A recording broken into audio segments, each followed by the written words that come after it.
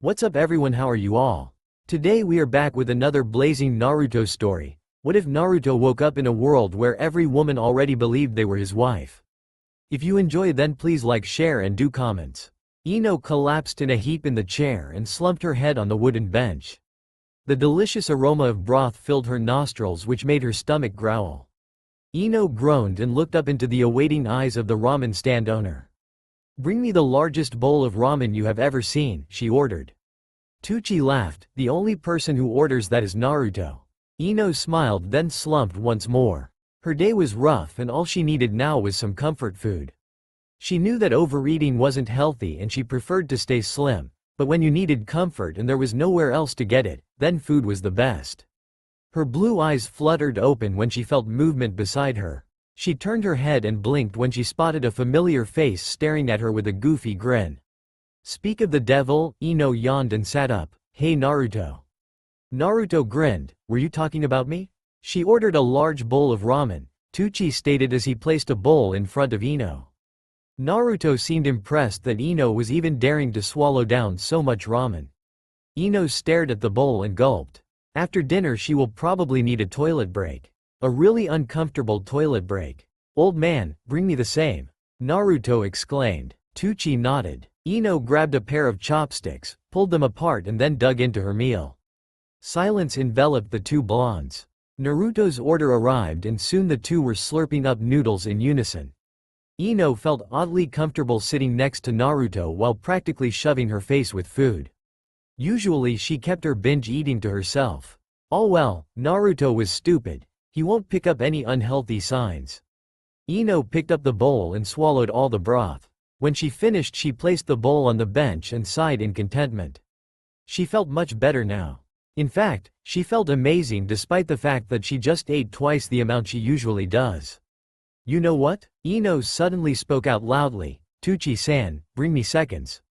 Teuchi smiled and nodded. Naruto stared wide-eyed at Ino. "What?" she asked, feeling conscious. Was there something on her face? Naruto shook his head. "Nothing. Just surprising, that's all. Girls usually diet and whatnot." Ino averted her gaze. She really did not want to talk about diets with Naruto right now. Instead, she got a great plan. "Naruto, order another bowl and we'll have a race." Naruto's eyes lit up. "You're on." Naruto ordered another bowl. The two silently waited for their ramen so that their contest could begin. Naruto glanced at Ino. She looked terrible. Her hair was a mess, there were dark bags under her eyes. It was a shock. Ino always looked alive and sophisticated. She would rather die than have someone see her in the state she was currently in. Ino knew that Naruto was watching her.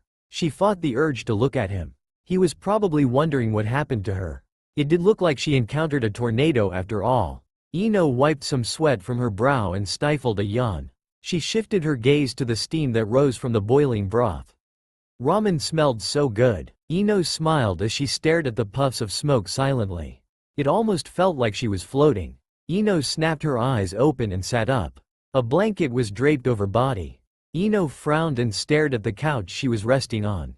Confused, she scanned her surroundings. She was in an unfamiliar living room decorated with fine furniture and paintings.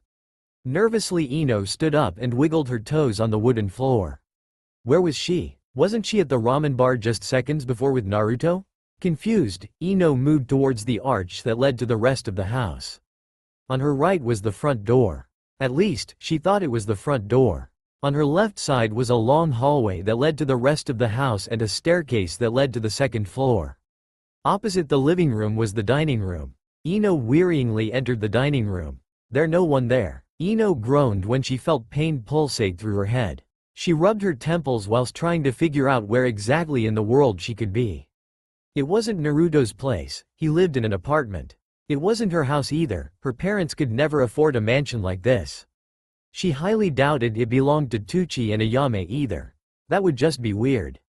The dining room was connected to the kitchen. In the kitchen all Ino saw was a cold cup of tea and a sink filled with cold soap water. Nervous, Ino opened some of the cupboards. They looked plain, filled with food and daily necessities to live.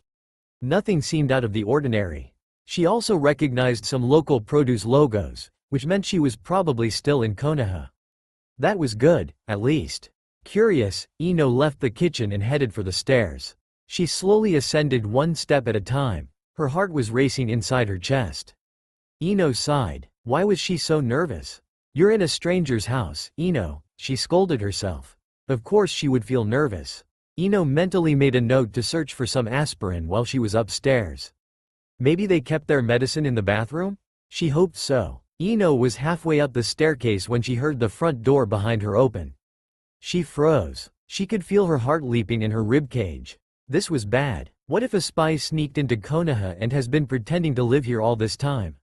What if she was captured to use as a hostage? Ino tried to piece all kinds of theories together. Finally she decided to turn around and face the person who arrived. Inhaling a deep breath, she turned around. Her hand clutched on the wooden railing for support. Stop it, Ino. You are a ninja. Ino scolded herself. She was acting like a baby. Ino finally shifted her gaze to the person who opened the door. She felt her blood ran cold. The figure was tall, dressed in red and white robes and a matching hat. The Hokage? Tsunade-sama? Ino asked herself as she gaped at the figure. The person had his or her back turned to her and was closing the front door. Ino frowned as the stranger turned around. The person's chest was flat. He or she was clearly missing Tsunade's well-endowed chest. There was no way it could be Tsunade. Besides, Ino's eyes were trained to find the difference between male and female, and she could clearly tell by this person's broad shoulders that it was a man. Ino furrowed her brows. Who was this man? And why was he wearing the Hokage robes? The man lifted his hands and pulled the hat from his head, revealing spiky blonde hair and two long bangs that framed around his face. The stranger then proceeded to pull the robes over his head, revealing long navy pants with a matching shirt and a flak jacket. Ino gaped when she recognized the 3 whisker marks on his one cheek. The man turned to face her and Ino's blood ran cold. Staring at her were 2 pools of beautiful blue. A blue so familiar, Ino couldn't believe what she was seeing. She opened her mouth to say something, but her throat was dry. Naruto Uzumaki's face lit up when he saw her. Hey, you're home. I thought mother was going to keep you busy all day? Oh well, I'm not complaining. Ino was flabbergasted by Naruto's face. He didn't look like a 16-year-old boy anymore. He was taller, older and looked wiser. Ino couldn't help but notice that he has become increasingly handsome too. Naruto looked like a man. And not just any man. He looked like the 4th Hokage. Ino frowned. Was this a dream? Was she dreaming of an older Naruto? This had to be a dream. Naruto pulled off his sandals and stretched his arms above his head. Ino noticed that he has hung the Hokage robe and hat on a coat stand beside the door. Naruto yawned, then stepped inside onto the wooden floor. His shoes lay forgotten on the small tiled area in front of the entrance. Slowly, Naruto ascended the stairs until he reached the one just beneath the one Ino was standing on. They were exactly the same height this way. Ino gulped when she noticed the odd look Naruto was giving her. You alright? Naruto asked. You look pale. Did mother overwork you again? Ino didn't know how to respond. This is just a dream, Ino. Just a dream, Ino told herself, but she was really starting to doubt it. Do people have headaches in dreams? She highly doubted it. Her headache felt real. Heck, Naruto's breath fanning her face felt real. He smelled like mint and coffee. It was an odd combination, but it was a familiar scent. Like Ino encountered it every day. That's impossible, Ino told herself. Her mother hated coffee and her father barely even ate mints. She never encountered it at home, so why was it so familiar? Ino? Naruto's voice stirred her from her reverie. She blinked, but still could not find her voice. Naruto's expression suddenly became very worried. Ino was surprised. She has never seen him so concerned before. Her eyes widened when Naruto lifted his arm and reached out to her. Her cheek tingled when Naruto's hand cupped her cheek. She stood still. She couldn't muster the strength to push him away. Why was he doing this? Whoa, Naruto breathed. You're really hot. Do you have a fever? Ino once again remained silent. Her heart was racing at a deadly pace in her chest as Naruto's warm fingers tickled her skin. His hand moved to her hair where he brushed a blonde lock out of her face and tucked it behind her ear. Naruto, Ino finally mustered. Her voice croaked. She sounded like an old woman. Naruto's blue eyes shifted to hers. Was all that came from the blonde? Ino inhaled a deep breath to try and calm herself. Where am I? Ino asked. Finally she gathered the courage to ask what has been bothering her since she woke up in the living room. She noticed Naruto's shock. His hand that had been affectionately stroking her blonde hair froze, followed by his brows furrowing. What do you mean? Naruto asked. You're in Konoha. Where else? Ino pursed her lips into a thin line. So she was in Konoha. But the question is, where in Konoha? Or more like, when in Konoha? Naruto, Ino mumbled. How old are you? Naruto seemed even more confused at her next question. 37. Ino, we celebrated my birthday 2 weeks ago. Ino froze. 37? Did he just say 37? No, that couldn't be. There was no way he could be that old, because that would mean she was also that old. She was only 16. She was eating ramen with Naruto earlier. And they were 16. This was a dream. Just a really bad dream. I don't think I feel too well, Ino breathed as she clutched Naruto's arms. She felt dizzy and her feet were wobbly. She was losing her balance. The front door opened and a cool breeze washed through the house. Whoa, a voice breathed. Hey Dad. You're home early. Ino stared wide-eyed at the blonde-haired girl that stood in the doorway. Familiar blue eyes stared proudly back at her. A light shade of blonde hair spilled from the girl's head. She looked in her young teen years. Ino gaped. Who is that Naruto? Ino asked. Did she just call you, Dad? Ino felt Naruto tense. She also noticed the girl's confused expression. Ino, Naruto breathed as he grabbed her forearms and tightened his grip on her. You don't remember giving birth to her? When those words escaped his lips, Ino did the unimaginable. She fainted. Ino's eyes fluttered open and met the white ceiling. She groaned when she realized she had a headache and sat up. Was it all a dream? Ino asked herself. She glanced around the room. She was neatly tucked beneath a colorful quilt in a room she did not recognize. The room was neat and tidy, with the only furniture being a cupboard, a desk, a chair and the double bed she was resting on. Ino closed her eyes and shook her head. She was still dreaming? How could that be possible? Ino kicked her legs over the edge of her bed and stood. The carpet felt light and soft beneath her bare feet. Ino stepped outside the room and noticed that she was on the second floor of the house she awoke in before. She frowned. I'm still dreaming? She asked herself. Sighing, Ino spotted the bathroom and dashed to the toilet. She lifted the seat and groaned when she puked every last bit of the large bowl of ramen she had. Ino collapsed on the floor and sighed. She felt terrible. Ino stood up and washed her face, then drank as much water as she could swallow.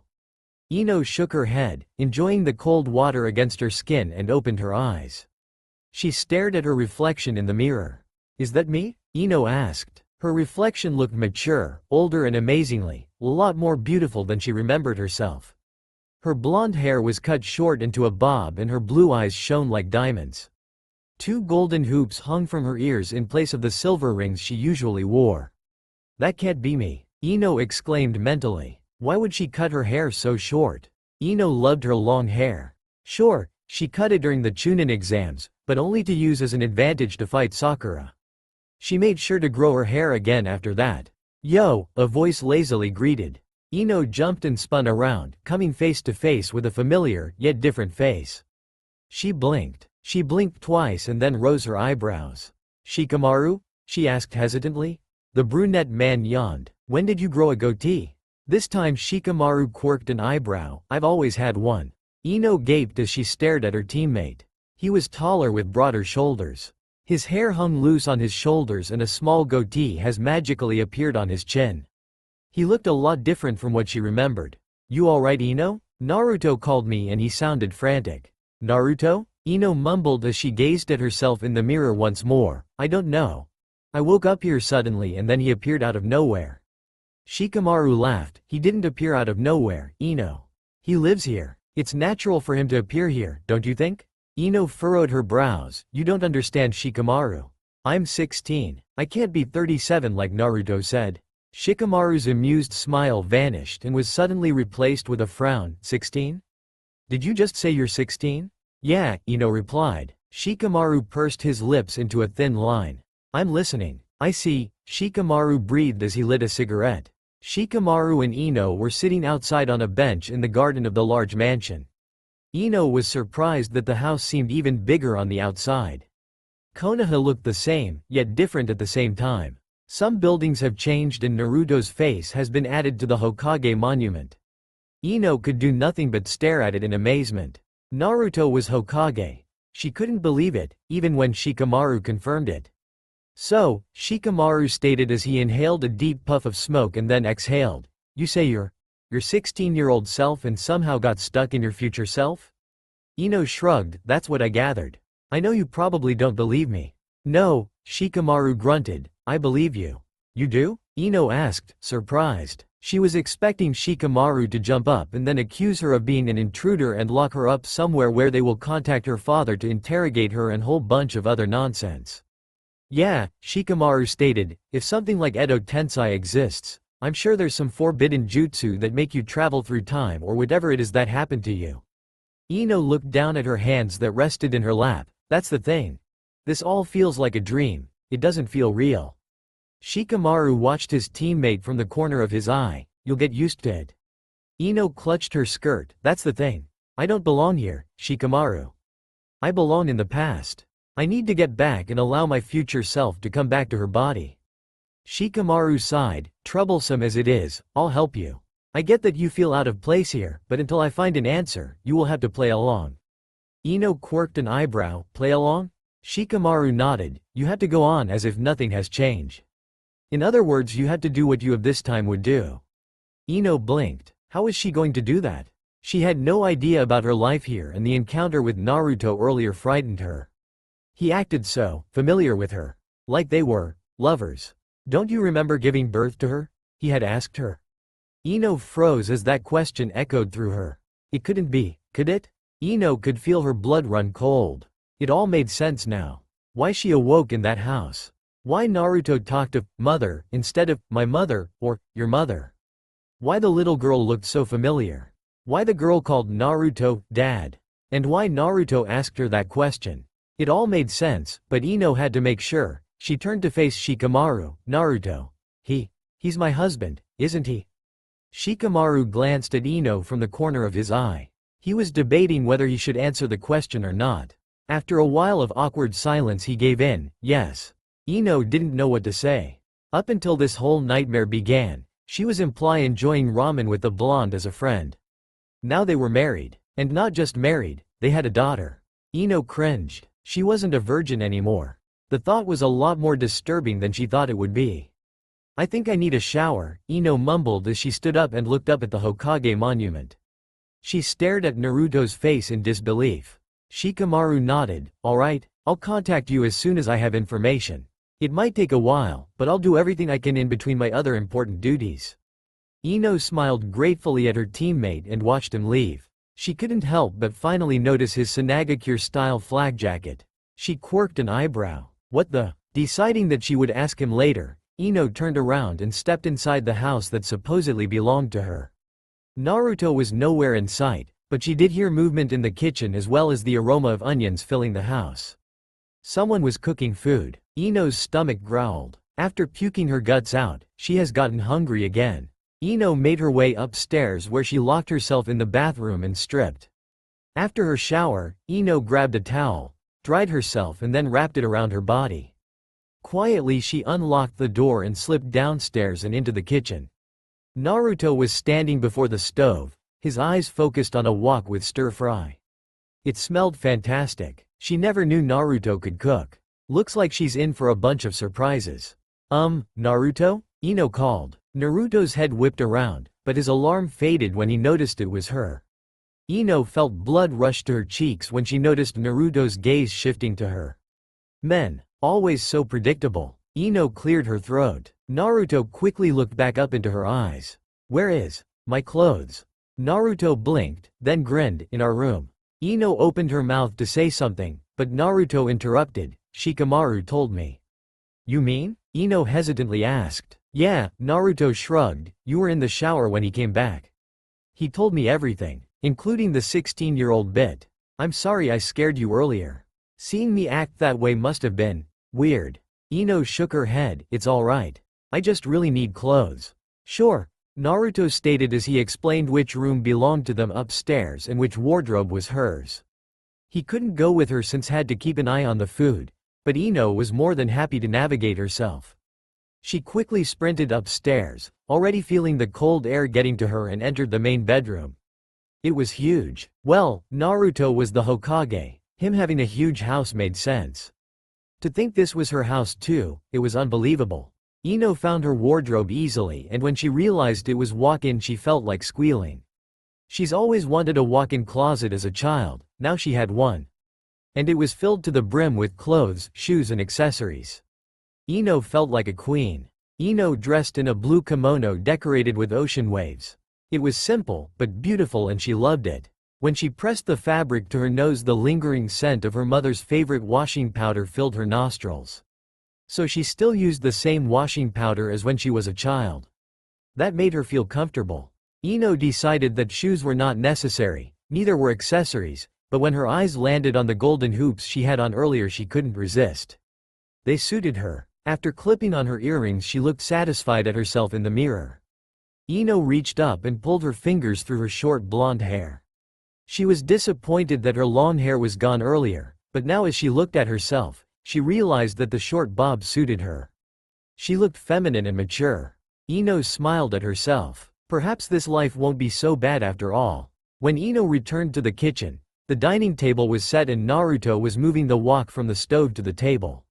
Ino frowned when she realized the table was set for 4 people. She glanced at Naruto, but his back was turned to her, so he didn't see her questioning gaze. When he finally turned around he smiled.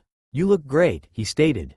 Ino knew he wanted to say more, but he was probably holding back because of their situation. "Thanks," Ino mumbled. "Dinner." Naruto yelled loudly. Naruto grinned. "Have a seat, Ino." Ino nodded and sat down at the lonely seat on the left side of the head of the table. She suspected that Naruto, being the man of the household, sat at the head of the table. Naruto gave her an odd look, but didn't say anything. Ino shifted in her seat. Footsteps echoed from upstairs, and then the girl from earlier that afternoon appeared in the doorway. She was dressed in yellow sundress and her blonde hair was tied up in 2 pigtails. She glanced at Ino, gave her a toothy grin and then sat down diagonally opposite Ino. Naruto sat at the head of the table, leaving the seat on his right side empty. Naruto's eyebrow twitched. "Where's your brother?" Ino felt her heart leap. She had a son. Ino smiled as she tried to imagine the boy in her head. The girl shrugged. "I don't know." Naruto sighed and glanced at Ino, who was staring at the plate before her with a smile on her lips. Naruto stood up and disappeared. Ino could hear his movements upstairs. Ino looked up and glanced at her daughter. She had Naruto's blue eyes, but definitely her blonde hair. Ino shifted in her seat again. She felt really awkward and out of place. Finally Naruto returned with a blonde boy following him. He looked around 5 with the same spiky hair as his father, but the same pale blonde as Ino. The boy had blue eyes that shone like diamonds. Ino couldn't help but feel her heart linger to embrace the boy. He was adorable. The boy climbed on the seat on Naruto's right. "All right," Naruto stated, "let's eat." As Naruto and the children jumped into a usual routine of dishing and talking about their day, Ino sat silently and ate her food as slowly as she could. If earlier she felt left out, she now felt like a perfect stranger. In her mind, she was supposed to be a young teenager living with her parents and would have bubbly conversation with them. Here she felt alien, despite the fact that she knew this was her new family. Ino mentally sighed. "Mama?" the little boy sitting across from Ino asked as he tilted his head to the side. Ino jumped and blinked. Yes?" Ino hesitated and glanced at Naruto. She didn't even know the boy's name. What kind of mother was she? "Oh, right, one who ended up in the future somehow." "Will you play with me after dinner?" the boy asked. Ino blinked. He wanted to play with her? The idea was intriguing. This way she could get to know them. Ino glanced at Naruto again. The blonde was silent, simply watching his wife and son converse while idly chewing on his food. "Sure," Ino agreed to her son's request. The boy grinned. Ino smiled. Her son smiled like his father. It was cute. "Will you play too, Dad?" the boy asked as his attention shifted to his father. Naruto patted his son's head. "Sure, Minato," Naruto beamed. Ino felt her throat tighten. Her son's name was Minato. He was named after the 4th Hokage. Ino knew that Naruto has always looked up to him, But he idolized the fourth this much that he would name his son after him? Ino glanced at Minato. Well, like his father, he resembled the fourth greatly. It was surreal. Oh, so older sisters aren't good enough to play? Minato's sister hissed. The table fell silent and all eyes moved to the daughter of the family. Her blue eyes were narrow. Ino saw herself in the girl right at that moment. It was hilarious. Of course you can play too, sis. Minato grinned as he poked his sister's nose. She did not look impressed and gave him a very cold glare. Ino glanced nervously at Naruto. Was this normal behavior for the two of them? They weren't going to fight, were they? Did you just poke me? Minato's sister growled. Minato giggled as his sister attacked him with relentless tickles. Ino sighed in relief. Luckily the girl was only playing with her younger brother. Alright, stop it you two, Naruto finally interrupted, finish your dinner. We'll play as soon as the dishes are done, alright? The two nodded and continued with their meal. Ino couldn't believe how mature and in control Naruto was with the children. He was like a completely different person from the boy she knew. After dinner, Naruto and Ino washed the dishes while the children played together in the garden under the last few rays of the sun. Ino watched them from the window above the sink and smiled. They looked so happy, so peaceful. Great, aren't they? Naruto asked. Yeah, Ino agreed. What's her name? I didn't quite catch it. Kagaya, Naruto replied. You named her Kagaya after Kagaya Hime. Kagaya. The name fitted the girl perfectly. Ino felt her heart swell with love and pride. She was their mother. She produced two beautiful children. It was something she secretly always dreamed of and now she had it. But it didn't feel right. I'm sorry, Naruto, Ino whispered. Naruto looked up alarmed. For what? He asked. This whole situation, Ino sighed. I don't remember our relationship. I don't remember giving birth to the kids. How could I do this to you? Naruto shrugged. I'll get over it. Let's just keep it to ourselves though, okay? I don't want the whole world finding out. Enemies could take advantage of you this way. Ino nodded in agreement. She especially didn't want the children to know. The last thing they needed was being told their mother wasn't exactly their mother. That she was from the past and somehow ended up in her older self's body. If this could be considered time traveling at least. You go play with the kids, Naruto suddenly stated, I'll finish here. Ino thanked him, dried off her hands and rushed outside to join her children. She laughed when Minato attacked her. She stumbled backwards and landed on the grass. Kagaya joined in. Naruto watched this scene with a sad smile playing on his lips. He was really the only one suffering from this, wasn't he? Ino tucked the little boy underneath his blue quilt and kissed his forehead. In the few hours she spent with Minato and Kagaya, she fell in love with them. They were the most beautiful little children she has ever seen. Night, Mama, Minato yawned. Ino smiled and stroked his soft blonde hair. Night, Ino whispered. Minato blinked and scrunched his nose. Ino quirked an eyebrow at his sudden strange facial expression. Something wrong? You stopped calling me, honey, the boy pointed out. Ino froze. She called him that? She didn't know. Of course she didn't know. Ino mustered a fake smile and stroked the boy's forehead. I'm sorry, honey, Ino whispered. Is that better? Minato nodded. Good, now go to sleep, son. Minato nodded and yawned again. Ino stood up from where she sat beside her son and turned off the lamp beside his bed. She glanced at him one more time, then left the room. She headed for Kaguya's room next. The room was purple, much like Ino's was when she was a teenager and the girl was sitting on her bed reading through some scrolls. Aren't you going to bed, Kagaya? Ino asked. Kagaya looked up from what she was reading. Not yet. I promised Dad I would study these seals today. Oh, Ino breathed. Ino stood awkwardly in the doorway of her daughter's room. Say, Mom, Kagaya suddenly broke the silence. Was Ino's response. Being called, Mom, was still weird to her. Earlier this afternoon, you didn't know who I was, Kagaya trailed off. Ino bit her lip. She really hoped she could keep this a secret from the children, but Kagaya had heard Ino and Naruto that afternoon and she was 13 years old. She was intelligent and a ninja academy graduate. It would be natural for her to suspect something. Oh, that, Ino trailed off. What could she say? That she was her younger self stuck in her older self? No, she couldn't tell Kagaya. Kagaya might tell someone else and then the entire village will know about it. Ino couldn't take that chance. I wasn't feeling well. I was dizzy, so my sight was blurry. I mistook you for someone else. It was a pathetic lie, but the best Ino could do. Kaguya looked up from her scrolls and narrowed her eyes at her mother. Ino gulped. Her daughter was very observant. And her glare looked deadly.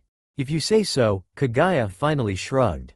Ino sighed in relief. That was close. Good night, Ino finally managed to say. Don't go to bed too late, alright? I won't, Kaguya replied. Ino smiled and then left Kaguya in peace and headed downstairs. Minato was like Naruto. Hyper, fun and energetic. Kaguya was like Ino, but somewhere in her blood she had a very serious and calm side to herself. Ino couldn't exactly pinpoint which family member that trait came from. It certainly wasn't her. Ino wasn't known for being the calm type. Maybe someone on Naruto's side of the family? Naruto was in the living room, reading a book that dangerously looked like Icha Icha or something. Ino sat down opposite him and sighed. Naruto glanced at her from his book. Tired? He asked. Ino nodded. Kaguya was questioning me about this afternoon. Naruto didn't say anything and returned to reading his book. Ino sat calmly and watched him. He really was a completely different person. After a while of silence and staring, Ino stood up. I'm going to bed. I'll sleep in the guest bedroom. Naruto looked up from his book in alarm. Why? Oh. Ino smiled weakly when he trailed off. Naruto looked away from her and tightened his fist. I'll sleep in the guest bedroom. You stay in the main bedroom. Ino blinked. Are you sure? Yeah, Naruto mumbled. I don't need the ensuite bathroom or the walk-in closet as much as you do. Ino chuckled. Thanks, Naruto. He merely waved her off. Ino disappeared upstairs, leaving Naruto to sulk alone. Ino was awoken by the sounds of banging pots. She sat up with a jolt and quickly pulled her messy hair together and tied it into a ponytail.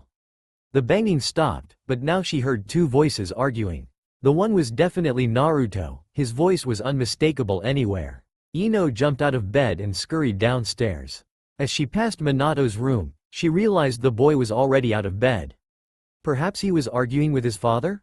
Ino chuckled. She highly doubted it. Ino walked into the kitchen and nearly turned around right there. Before her stood Naruto actively trying to pull someone's hair out while yelling something about tainting my son. Ino quirked an eyebrow at the scene. Morning? Ino half asked, half stated. Naruto stopped yelling and pulling and blinked. His eyes now focused on his wife who was still clad in her pajamas. The other person turned around, whilst pulling free from Naruto's grasp and straightened his hair with his fingers. Ino's breath swept away when she his face. Sasuke? Ino breathed, shocked when she looked into the raven's onyx eyes. Is that you? The Uchiha remained passive, as if Naruto didn't pull his hair earlier at all, the one and only. Wow, Ino breathed. Sasuke was here, he was back. He had somehow returned to Konoha. She couldn't believe it, and he was wearing a Junin uniform proudly with his headband on his forehead and the Uchiha crest embroidered on the sides of his sleeves. Hey, Dobi, Sasuke calmly stated as he pointed at Ino, what's with her? This is a common occurrence between us. Why is she acting like she's seen my ghost or something? Naruto snorted, I'll tell you later, Teme. I first have some unfinished business with you. Sasuke rolled his eyes. Of course, I'm tainting your son blah blah blah. Get over it, Dobi. The minute you assigned your daughter on my team, you chose your children's fate. Now tell me what's wrong with Ino. Ino blinked. Sasuke was Kaguya's teacher? Ino glanced at Naruto, who was fuming and looked ready to use Rasengan and blow the Uchiha through the roof. Ino's sweat dropped. Looks like her previous opinion on adult Naruto was wrong. He was still the same as always. At least with Sasuke around. Alright, I'll tell you. Naruto sighed in defeat. But this is an S-class secret. If you even spill one word about this I will. Sasuke cut him off. Naruto, I've been in Anbu for 5 years. I know what S-class entails. Calm down. Naruto scoffed. Have a seat. Sasuke sat down by the dining table. Naruto and Ino joined him. So what's so dangerous that Ino's strange behavior is considered to be top secret? Sasuke asked. For all we know, Naruto, she's probably just pregnant again. Remember how she nearly killed me when she was pregnant with Minato? No, she's not pregnant, Naruto sighed. At least, I don't think so. I'm not, Ino stated. She was a medic, she would know when she was pregnant. Or she would have at least seen the signs. The fact that she nearly killed Sasuke when she was pregnant with Minato did seem rather amusing, though. Alright, Sasuke sighed. What is it then? She's not the Ino we know, Naruto finally stated. Sasuke quirked an eyebrow. Naruto took this as his cue to continue. She believes she is 16. We believe it has to do with time traveling. Sasuke blinked, then burst out laughing. Ino stared wide eyes. Sasuke was not acting like himself at all. Sasuke pointed at Ino between his laughs. You think you're 16? That's hilarious. We're serious, Sasuke. Naruto hissed. Sasuke stopped laughing and quickly regained his serious vibe. Alright, Sasuke stated, so she's from the past or whatever, now what? Shikamaru is doing some research, Ino stated, until then I will just have to act like I belong here. Hopefully we can fix this. Sasuke nodded in deep thought. Silence enveloped them. Suddenly the door from the kitchen that led to the backyard opened and Minato ran inside, squealing and covered in mud. He ran and hid himself behind his mother. The three adults quirked an eyebrow. Minato? Ino asked. She never got a response, for just then a red-headed boy stepped inside. Ino gawked when she realized he looked like Sasuke, only with red hair that sprawled around his face. He looked older than Minato, but younger than Kagaya. He wore navy pants and a blue shirt with the Uchiha crest on his sleeves. Hey, Dad, have you seen Minato? The red-headed boy asked. Nope, was Sasuke's curt reply as he glanced at the hidden Minato. Sasuke had a son? Ino gawked, but then it occurred to her that it would be natural for others her age to have children. They were all adults now. All well, the boy shrugged. Despite knowing where Minato is, he decided to play along. The boy pretended to look confused and then faced Ino. Hey, Ino, why are you still in your pajamas? Ino trailed off. She was surprised by how casual the boy sounded with her. Ino gathered she told others to call her Ino without any aunt or Mrs. added in front due to it making her sound old. Ino isn't feeling well, Masashi, Naruto pointed out. Oh, was all the redhead mumbled until he saw a bit of orange stick out from behind Ino. Masashi grinned, found you Minato. Minato moaned and stepped away from his hiding place. Man. Minato and Masashi disappeared outside again. Ino turned to face Sasuke. Who? She breathed. Karen, Sasuke replied. Knowing what she wanted to ask, Karen is Masashi's mother. Ino found herself sighing in relief. She may be married to Naruto, and before this all happened she was probably in love with him, but it would still hurt her if Sasuke ended up with Sakura. So Karen married Sasuke. Wait a minute, Karen? Who is that? Ino asked herself. Sasuke must have noticed her distress, because he chuckled darkly. You won't remember her if you are from the past like you say, Sasuke pointed out. You only met her later. Oh, Ino mumbled. That made sense. Naruto cleared his throat. So, Sasuke, will you keep this a secret? Sasuke glared at his best friend. What do you take me for, an idiot? I know what S-class means. My lips are sealed. However, I do think telling Karen is a good idea. Why? Ino asked before Naruto could. Sasuke smirked. Simple, you're best friends, it would make sense if you told her. Besides, she can perhaps take a look at your chakra. Naruto clapped his hands together. That's a great idea. Perhaps Ino's chakra might give us a clue. Sasuke, you're a genius. Sasuke rolled his eyes. Shucks, Dobi, just doing my job. Ino had to suppress the giggles that wanted to escape her. After breakfast and a nice long shower, Ino was dragged out of the house by a very enthusiastic Minato, a passive-looking Kagaya and a ever-grinning Naruto. As they walked through the streets of Konoha, Ino made mental notes of the things that were the same and the things that have changed. Along the way, they were greeted by several citizens. Naruto greeted everyone in return with a huge smile. Ino was shocked. Everyone loved him. It was so surreal. They finally reached a large house on the opposite side of town. Ino glanced around her curiously. It wasn't the Uchiha compound. Why was Sasuke living in a normal civilian home? Naruto lifted his arm to knock on the door, but the door opened before he got a chance. A woman stood in the doorway with long red hair wearing a very tight black shirt and a purple tank top. She grimaced when she spotted Naruto's shocked expression, his arm still in the air of his attempted knock. Honestly, Naruto, the woman grumbled, I can sense you a mile away. Naruto returned his arm to his side and rolled his eyes. Of course, I knew that. I was just testing you. Judging from the woman's appearance, Ino gathered she was Karen, Sasuke's wife and Masashi's mother. Karen's gaze shifted from Naruto to Ino. Their eyes met briefly and then Karen scrunched her nose. Ino felt self-conscious as the woman gave her an odd look. Was something wrong? Is it me, Karen stated, or is your chakra disrupted? Naruto quirked an eyebrow in interest and glanced at Ino then back at Karen. Disrupted? What do you mean? Naruto asked. Like she's under a genjutsu, Karen pointed out. Naruto narrowed his eyes, then glanced at his children who seemed interested in the conversation. Kaguya was staring at her mother. Naruto could see her confusion. Minato cocked his head to the side. What's a genjutsu, Papa? Minato asked. Kaguya, take your brother and go play with Masashi and Itachi. Naruto ignored his son's question. As adults need to discuss some serious business. Kaguya wasn't happy, she didn't like being left in the dark, but complied to her father's order. All right. Come on, Minato. Kaguya grabbed her brother's hand and dragged him inside. He moaned and questioned his sister repeatedly what a genjutsu was, but his questions were ignored until the children were out of sight. Can we come in? Naruto asked Karen. She nodded and stepped aside, allowing space for the two blondes to enter. Karen led them to what seemed to be the dining room. She proceeded to the kitchen that was connected to the dining area and started to prepare tea. Naruto and Ino made themselves comfortable by the table. Ino noticed a few odd things she never expected to see in Sasuke's home, ever. The first was a high chair. There was clearly a baby in the household, or it was just for decoration. Ino highly doubted that Sasuke would use a high chair as decoration though. Another thing she spotted was a large painting of their family on the wall. Ino stared at it in awe. Her previous observation of the high chair being used for a baby was proved by the infant that Karen held in the painting.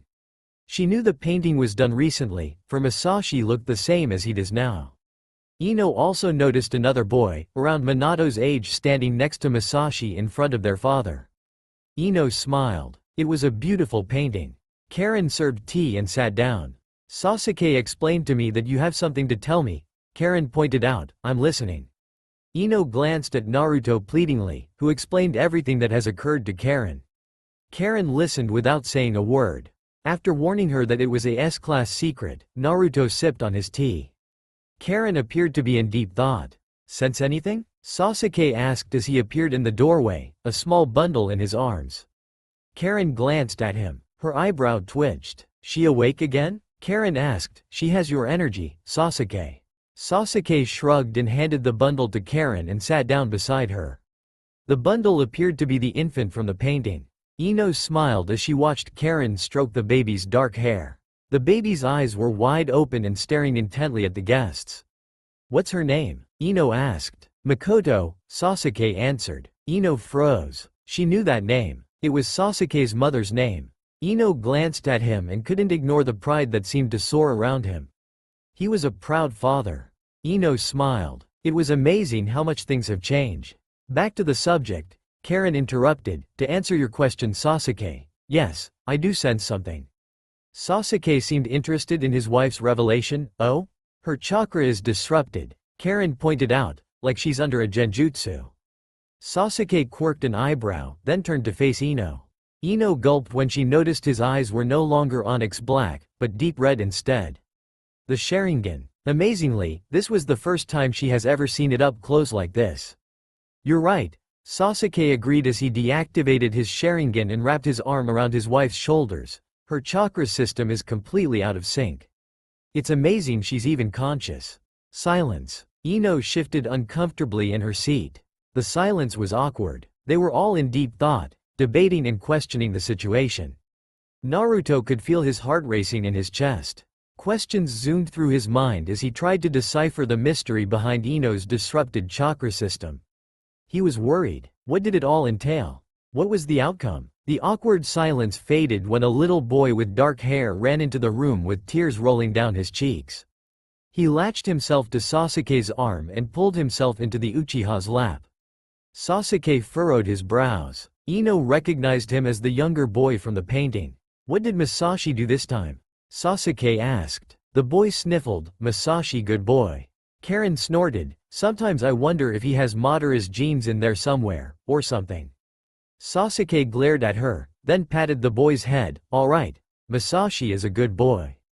Did Minato do something? No, the boy objected. Minato good boy. Uncle Sway not good boy.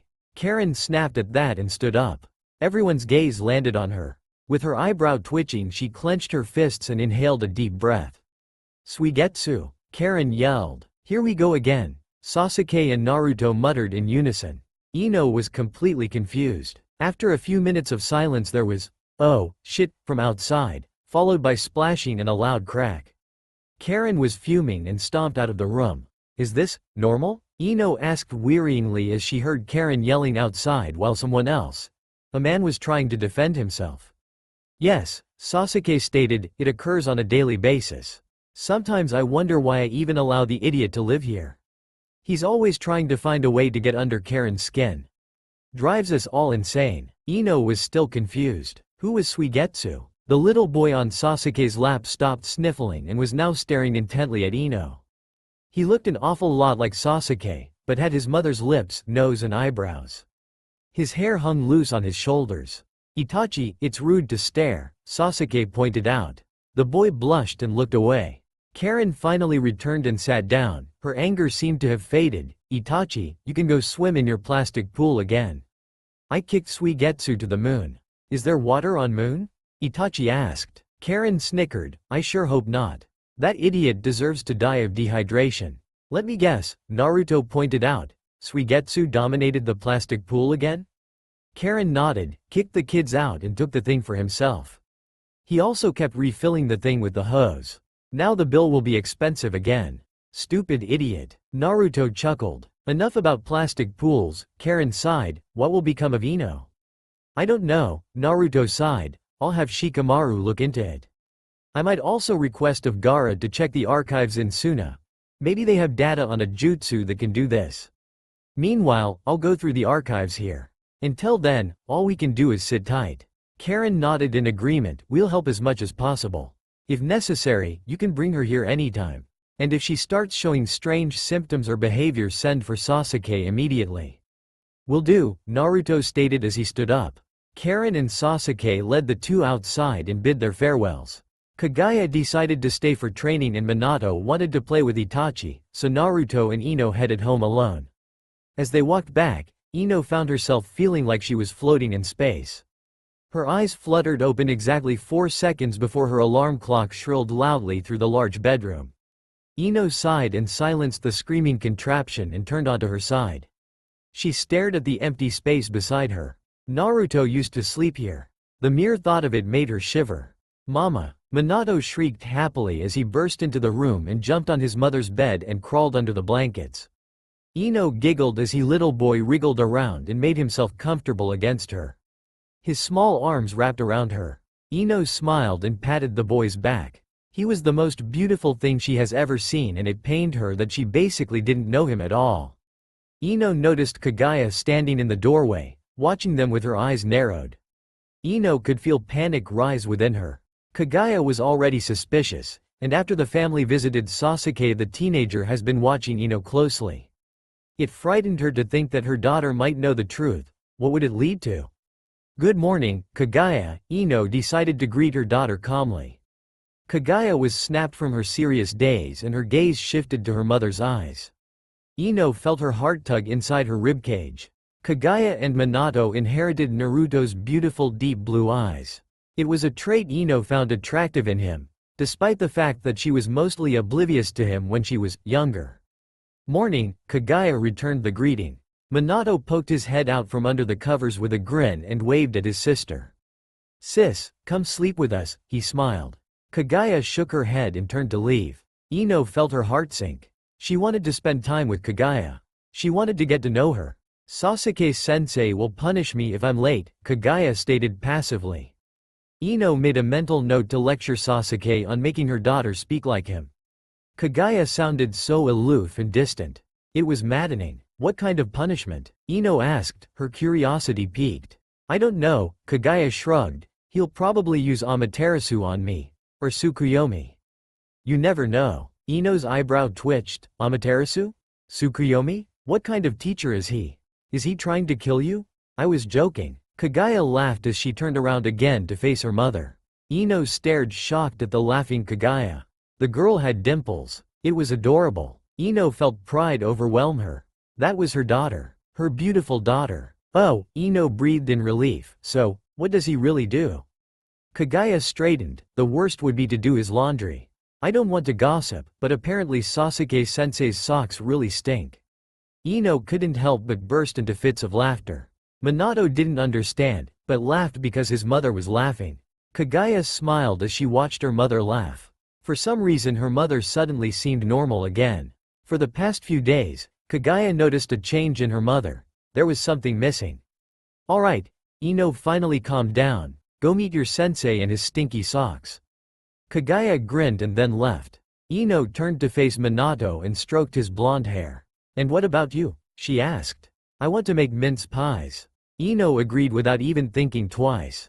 Naruto sighed as he opened the wooden cabinet and neatly placed 2 new incense sticks in place of the previously burned ones. After lighting the incense, he lifted a small vase with flowers and placed it next to the photograph of his parents. With a smile on his lips and tears threatening to spill from his eyes, he watched the two smiling. What am I supposed to do? Naruto asked. Of course, he did not receive a reply.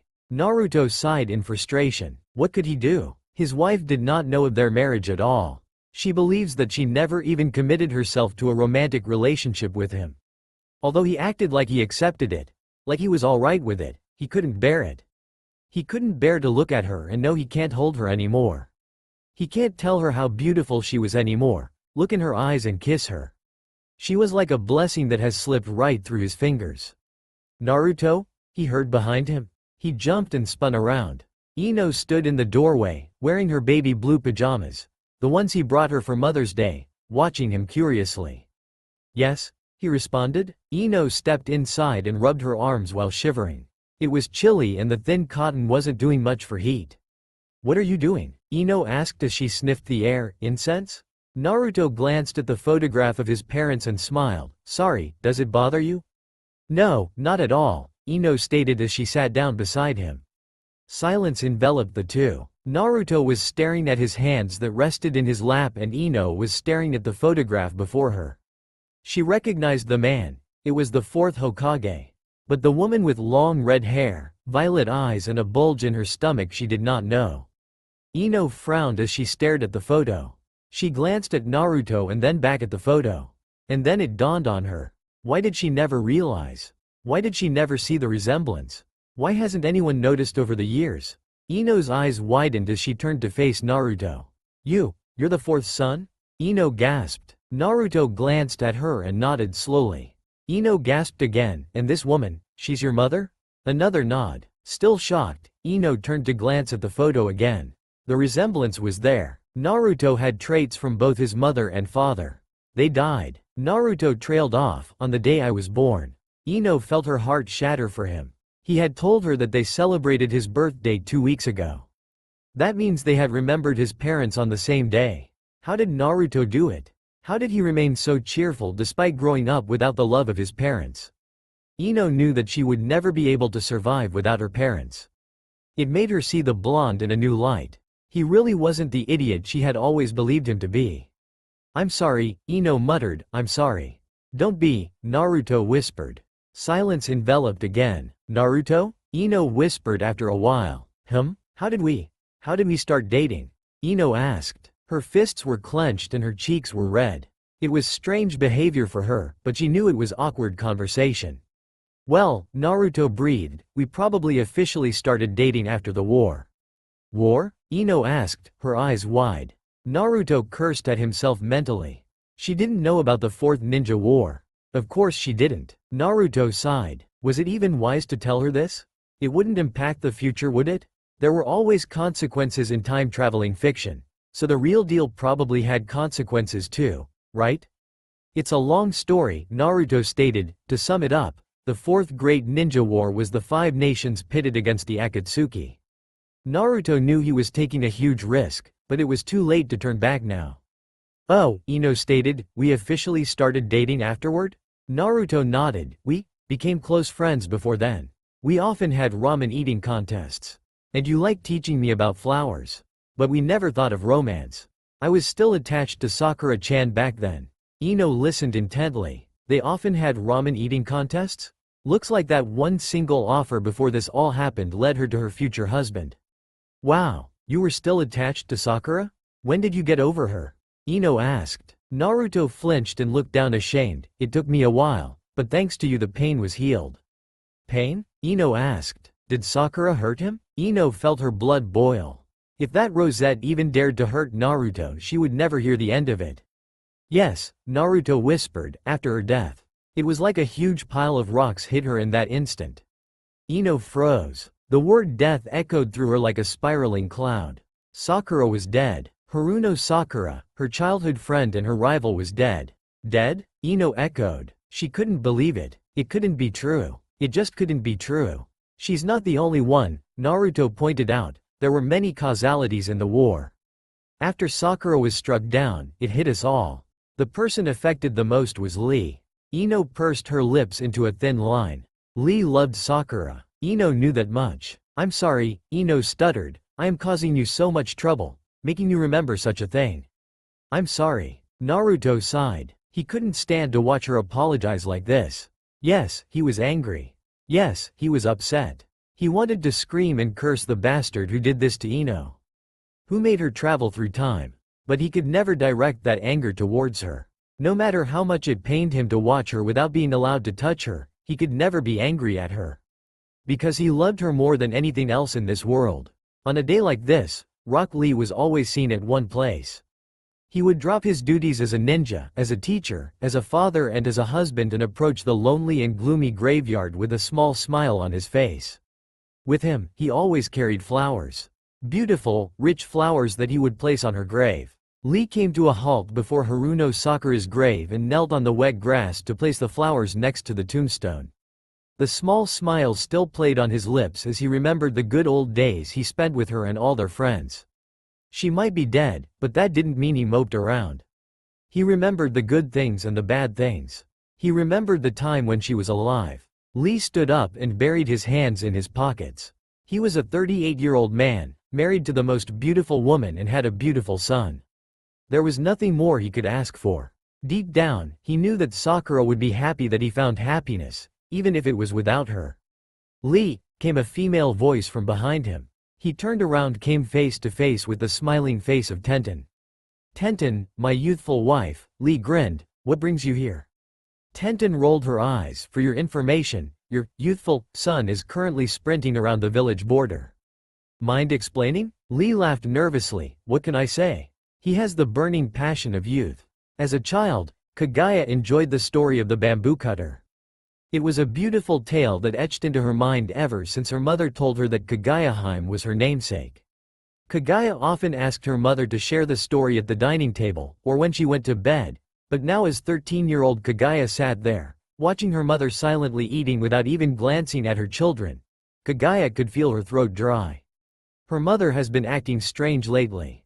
Ever since that day where her mother claimed she was dizzy, Kagaya knew something was wrong. Even dizziness wouldn't stop Ino from recognizing her children. Kagaya knew that much. Her mother was hiding something and the teenager was determined to find out what. Naruto didn't pay attention during dinner. His mind was blank, his eyes focused on his plate of food. He aimlessly played around with his fork, while his children and wife remained just as silent as he did. It was awkward, very awkward. The bubbly enjoyment the family used to share was gone. Are you working tomorrow, Dad? Kagaya finally broke the silence. Naruto looked up at his daughter. Yes, I'll probably be late. Oh, Kagaya muttered, disappointed. She was hoping she could train with him and perhaps beat out the information of her mother out of him. She wanted to know the truth. She was already old enough to know and handle the truth. What about you, Mom? Ino looked up, alarmed that she being spoken to. Oh, Ino shot Naruto a pleading gaze. He cleared his throat and shifted in his seat. Your mother will be busy tomorrow too. Kagaya sighed and mumbled a, too bad, under her breath. Minato started humming a playful tune while munching on his chicken. His blue eyes were sparkling. It made Ino smile as she watched him bob his head from side to side. After dinner, Ino played a card game with the children while Naruto did the dishes. Ino did offer to do it, but the Hokage insisted on doing it by himself. Ino had no choice but to comply to his wishes. Minato then dragged her off to play. "Mama," Minato grinned from ear to ear as he held up a card into Ino's face. She blinked and then smiled when he realized he had no idea how to play card games at all. "Kagaya, will you play with your brother?" Ino asked. The teenager merely grunted, but took her brother's cards from his small hands and shuffled through them. She then nodded. While Ino scanned through her cards, she noticed the odd looks her daughter was giving her. It bothered her. She didn't want the children to discover that she wasn't well, the mother they knew. She was still their mother, but the younger version. Naruto appeared in the doorway. He was drying his hands with a towel and watching the children curiously as they awaited their mother to make a move. Naruto glanced at the clock on the wall, and noticed that it was getting late. "Minato," Naruto called, "time for your bath. Kagaya, take care of him, alright?" Minato wailed since they didn't get to play, but one stern glance from his father and the boy was silenced. He allowed his sister to take his hand and lead him upstairs, leaving the two adults by themselves in the living room. Ino gathered the cards and packed them away, then she stood up and mustered a weak smile as she passed Naruto.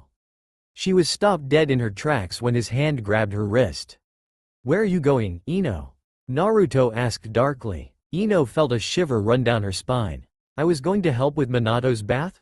Ino hesitantly half-stated, half-asked. She glanced over her shoulder and noticed that Naruto was watching her.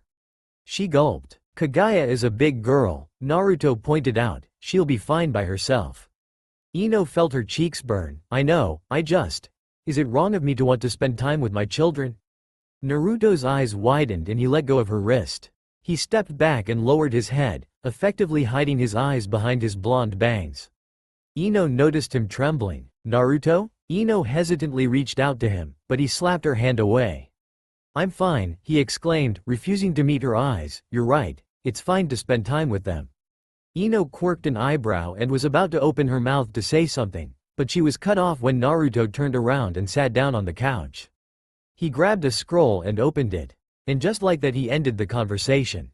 Ino felt her heart tighten in her chest as she stared at the back of his head. She slowly turned around and headed upstairs, her mind constantly flicking back to Naruto. Sleep refused to come. Ino lay awake in the large bed in the main bedroom, her mind reeling. She could hear Minato mumble in his sleep from across the hallway. She could hear the tap drip in the bathroom. She could hear Naruto's soft snore coming from the guest bedroom. She was aware of every noise. Naruto. The name stuck in her mind like glue.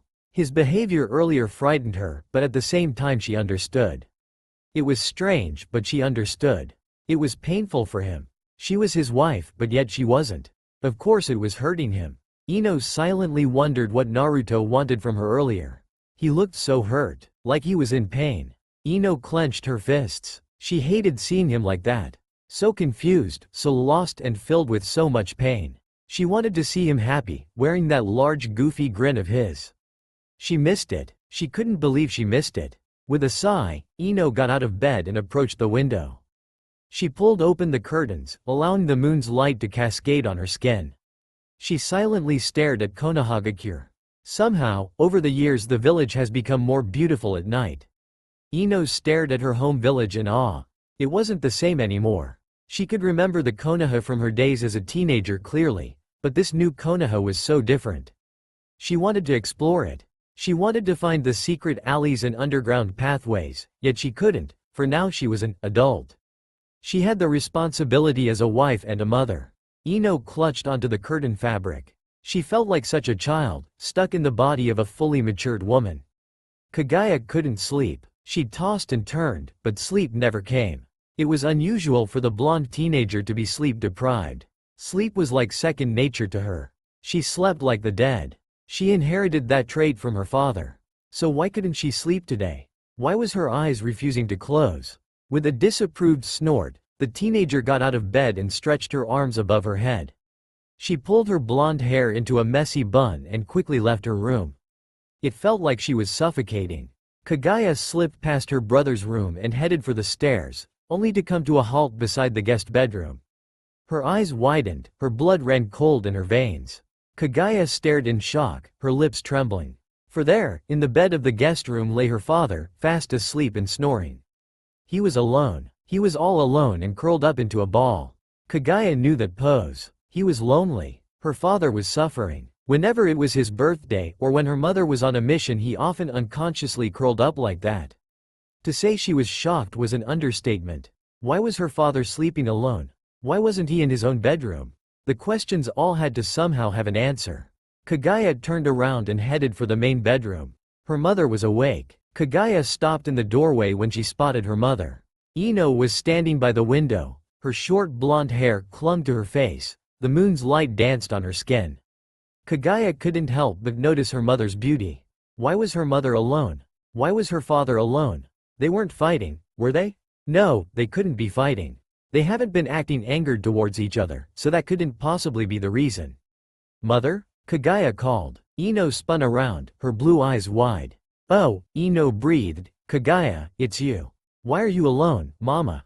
Kaguya asked. Ino looked panicked. She shifted her gaze away from her mother, she bit her bottom lip. Kaguya could see her mother trembling. Kaguya could see that this pained her mother, that this confused her. So she changed the subject. Will you tell me the story of the bamboo cutter, Mama? Ino was surprised, but soon her surprise melted away into a warm smile.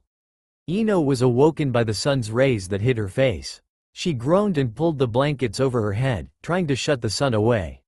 Soon she could no longer breathe properly, so she sat up and cursed silently at the sun.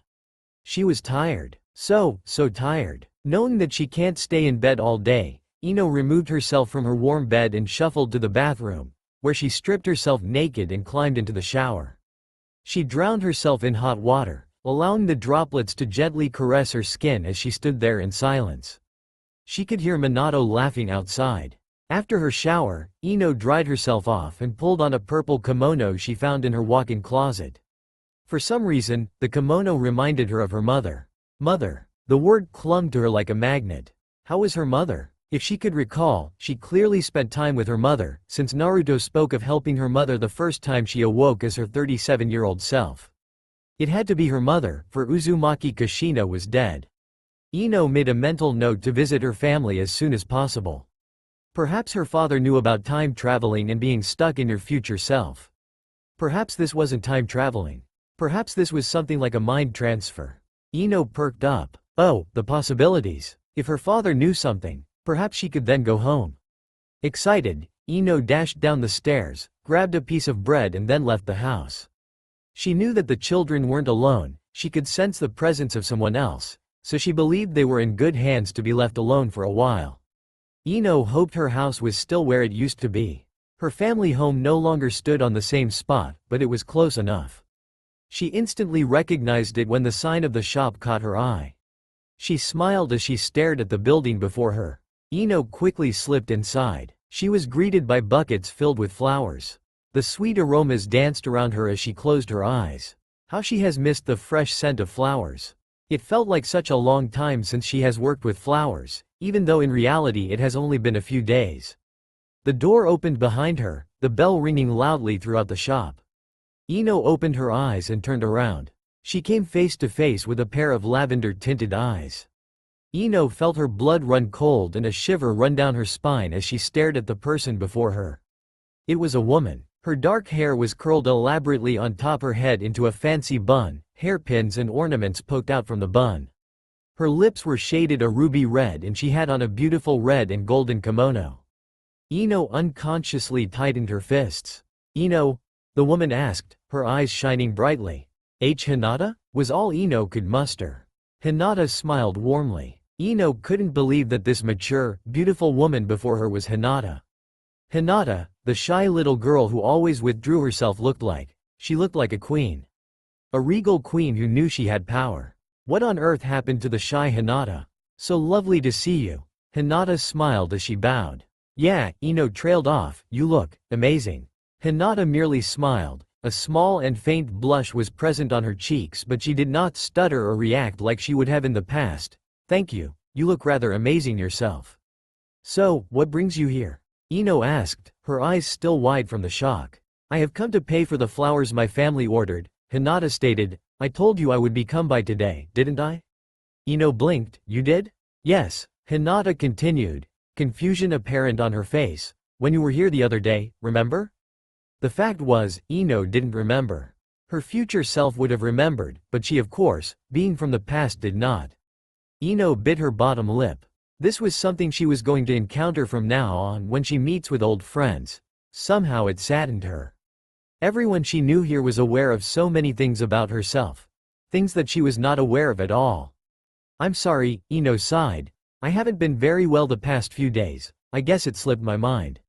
Trouble in paradise? Hinata asked. Ino looked taken aback. Hinata was smiling evilly at Ino. It was a creepy smile, not a smile you would expect from a shy girl like Hinata. Ino gulped. You can say that. Did you have a fight with Naruto? Hinata asked. Ino was surprised. Hinata was prepared to talk about her relationship with Naruto? Everyone knew that Hinata was in love with Naruto. Wouldn't she have become angry or jealous when Ino, supposedly, married Naruto? Not really, Ino stated. It's complicated. Hinata merely nodded. She did not press the matter any further. Ino was grateful for that. She relaxed and allowed her eyes to wander down to Hinata's stomach. She blinked, then her eyes widened. You're expecting? Ino asked as she looked back up. Hinata's eyes brightened and she smiled warmly. Yes, Hinata exclaimed excitedly. No one seems to notice. It's this stupid kimono's fault. They hide all my curves. They just mistake the small bump for fat. Ino laughed. Congratulations. How far along are you? 28 weeks. The two women were interrupted when someone appeared from the back of the store. An elderly woman with faded red hair and blue eyes entered the room, carrying a basket with purple flowers. She was dressed in a traditional purple kimono with a green apron over it. Ino's eyes lit up when she saw her. Mama, Ino exclaimed. Even though her mother was much older than she remembered, she recognized her instantly. The woman seemed surprised to see Ino, but she smiled nonetheless. Hello dear, what brings you here? Mrs. Yamanaka asked. Ino leapt into her mother's arms, causing the elderly woman to drop the basket with flowers in surprise. Ino buried her face in her mother's shoulder and silently cried. Mrs. Yamanaka noticed her daughter's trembling and locked her arms around her daughter's waist. There, Mrs. Yamanaka whispered, I'm here. I'm sorry, Mama, Ino sobbed, I just feel so alone. Mrs. Yamanaka was confused, but she decided not to push Ino. Instead, she patted her daughter's back until she calmed down. Hinata watched the scene silently, a smile on her face, but her eyes solemn. Ino pulled away from her mother and wiped her eyes, then smiled. Ino quickly got down on her knees and gathered the flowers her mother dropped. Meanwhile, Mrs. Yamanaka greeted Hinata and welcomed her. Ino placed the now refilled basket back on the counter and glanced at how formally her mother addressed Hinata. When will you require the order to be delivered? Mrs. Yamanaka asked as she opened her notebook. Saturday afternoon, Hinata replied, preferably at 4. I don't want the delivery and arrival happening at the same time. It will make the place a madhouse. Mrs. Yamanaka laughed. Of course. How long will he be staying this time? Hinata blushed a deep crimson at Mrs. Yamanaka's words. Ino found herself extremely curious as to what her mother was referring to. I don't know, Hinata answered. Ino smirked. Here returns the Hinata stutter. Mrs. Yamanaka chuckled. I'm just playing with you, Hyuga-sama. No need to get nervous. Hinata's blush darkened, but she quickly regained her composure and straightened herself. They continued to discuss delivery options and instructions. Ino found herself wandering around the shop, occasionally stopping to sniff flowers. Oi, Hinata-sama, how long are you going to take? A male voice asked, annoyed as the door opened and bell chimed. Ino looked up from where she was kneeling. In the doorway stood a young, tall man with long dark hair and lavender-tinted eyes. Neji? Ino found herself asking, but when the man turned to look at her, she realized that he might have looked like Neji, but he wasn't Neji at all. Hinata turned around to face the young man and shook her head. Masahiro, Hinata tutted, what have I told you about calling me, Hinata-sama? Masahiro sighed, but mother, we're in public. Ino gawked wide eyes at the man. Did he just call her mother? Of course, Ino expected Hinata to have other children other than the one she was currently carrying, but she did not expect the other child to be so old. He looked at least 17, maybe even older. Ino could just not piece together the possibility of Hinata having a child so early. "Good day, Masahiro," Mrs. Yamanaka smiled. "In the market for some flowers today?" Masahiro blushed. "Stop it, old woman. You know I don't have feelings for Akemi." "Geez," Mrs. Yamanaka laughed, "I'm just teasing you. Don't you think it's though? The tale of a romance between the daughter of a teacher and the son of the teacher's student?" Hinata chuckled. "I must agree, it does have a nice ring to it." "See?" Mrs. Yamanaka asked. "Even your mother agrees." Masahiro's eyebrow twitched. "Whatever." And just like that, the young man was out of the shop. Ino stood up, her eyes still wide from the shock of having met Hinata's son. "Well, he is clearly annoyed," Mrs. Yamanaka chuckled. "I think you should go, Hyuga-sama." Hinata nodded in agreement. "Yes, thank you for your assistance. I shall see you at the banquet." "That you shall," Mrs. Yamanaka nodded. Hinata bowed and then left, looking just as regal from behind. Ino was amazed just how much Hinata has changed. Mrs. Yamanaka turned to face Ino. "So what brings you here?" Mrs. Yamanaka asked. Ino opened her mouth to spill everything to her mother, to tell her all the hardships she has been encountering since her awakening, but somehow she had a feeling she shouldn't. Ino quickly caught her words and merely smiled. "I'm homesick, that's all," Ino whispered. Mrs. Yamanaka smiled and pulled her daughter in an embrace. Ino felt content in her mother's warm arms. She sighed and closed her eyes. Finally it felt like she was home. Not that she didn't feel at home with Naruto and the children, but they were foreign to her. They were not the family she had spent all her life with, yet. "It's all right," Mrs. Yamanaka cooed, "I'm sure you'll work it out." Ino giggled. "I didn't have a fight with Naruto." "Is that so?" "I didn't think so," Mrs. Yamanaka laughed. "You two fight over the most ridiculous things constantly. It's never something that would drive you out of the house though." Ino furrowed her brows. She constantly fought with Naruto? The mere thought made her want to shiver. She couldn't imagine having arguments with him. Naruto always seemed like the type to go along with whatever the girl says.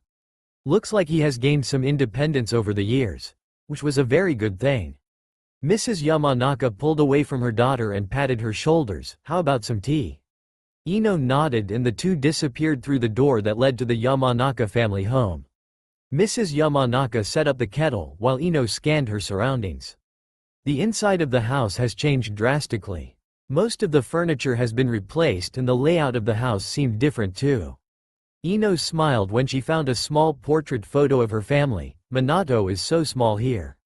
Ino ran her fingers over the glass that protected the photo. Minato was a mere infant in the photo, still wrapped in blankets, resting in his mother's arms. Kagaya was younger too, but she had that same smile she carried now.